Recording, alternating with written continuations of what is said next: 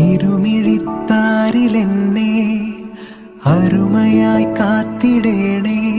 ഇരുളിൽ എനിക്കു തിരിനാളമായി അണയണേ അമ്മേ. പതിവ് പോലെന്റെ ചാരേ പതിയെ മൂളുന്ന പാട്ടായി പാരിൽ എനിക്കു തുണയാകുവാനണയണേ അമ്മേ. അകലെ മേലെ മേഘമുയരേ അഴകു തൂകി നിൽക്കുമുയിരേ. അരികിലെന്റെ നിഴലാകണേ